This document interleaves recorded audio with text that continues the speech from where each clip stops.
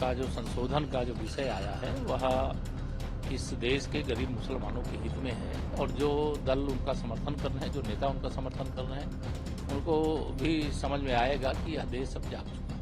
देखिए, श्री अखिलेश यादव जी 2014 के लोकसभा चुनाव से लगातार पराजय के दर पराजय का सामना कर रहे हैं। वह फर्जी पीडीए परिवार डेवलपमेंट एजेंसी चलाते हैं और फर्जी पीडीए की बात करके लोगों को गुमराह करके। प्रायोजक हैं cancer healer centre a new beginning. देखिए, मैंने देखा आज दिल्ली के जंतर मंतर पर all India Muslim personal law board के द्वारा प्रदर्शन किया जा रहा है। वक्फ बोर्ड का जो संशोधन का जो विषय आया है वह इस देश के गरीब मुसलमानों के हित में है।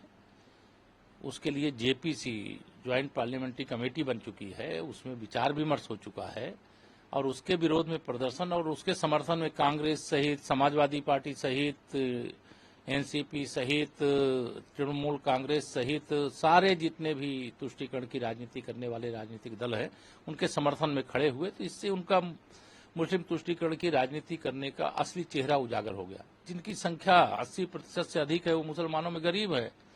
अगर उनके हित में कोई वक्फ बोर्ड जो संशोधन बिल आ रहा है उसके लिए कोई प्रयास किया जा रहा है तो यह वैसा ही विरोध है जैसे ट्रिपल तलाक के कारण से मुस्लिम महिलाओं पर अत्याचार होते थे और 3 बार तलाक कह करके उनकी जिंदगी बर्बाद करने का काम होता था। तो यह भी बहुत अच्छा प्रयास है और मैं तो इस प्रयास का स्वागत करता हूं और इस विरोध का कोई औचित्य नहीं है। जो विरोध कर रहे हैं उनको निराशा होगी और जो दल उनका समर्थन कर रहे हैं, जो नेता उनका समर्थन कर रहे हैं, उनको भी समझ में आएगा कि यह देश अब जाग चुका है।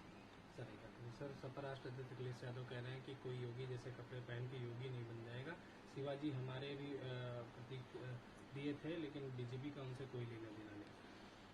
देखिए, श्री अखिलेश यादव जी 2014 के लोकसभा चुनाव से लगातार पराजय के दर पराजय का सामना कर रहे हैं। 2024 के लोकसभा चुनाव में उनको एक्सीडेंटल तरीके से कह लीजिए कुछ लोकसभा में एक सफलता मिल गई, कुछ सीटों में ऐसी जीत हो गई जो उनको शायद उम्मीद भी नहीं थी। लेकिन वह फर्जी पीडीए परिवार डेवलपमेंट एजेंसी चलाते हैं और फर्जी पीडीए की बात करके लोगों को गुमराह करके पिछड़ों का, दलितों का, गरीबों का बहुत सारा वोट वहां लेने में कामयाब हो गए थे। लेकिन उनके झूठ का पर्दाफाश हो गया है और उस पर्दाफाश होने के बाद वो बौखलाए हुए हैं। रोज पीडीए की बात करते हैं, फर्जी पीडीए है। उस पीडीए को किसी का समर्थन नहीं है।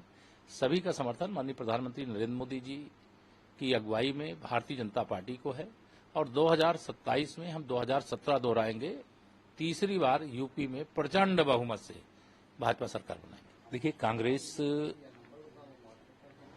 का इतिहास मुस्लिम तुष्टीकरण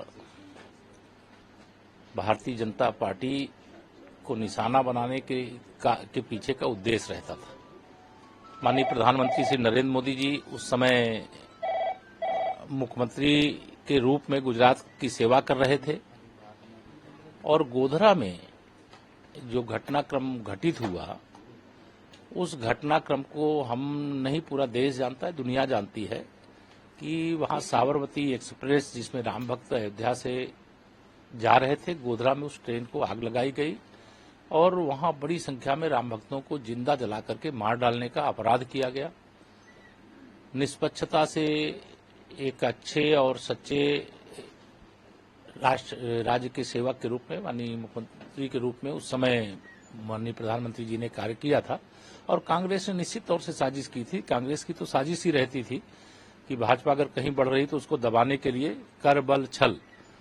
6 दिसंबर 92 को अयोध्या का ढांचा ढहा, हमारी 4 राज्य सरकारें जो जनता द्वारा चुनी गई थी उनको बर्खास्त कर दिया गया।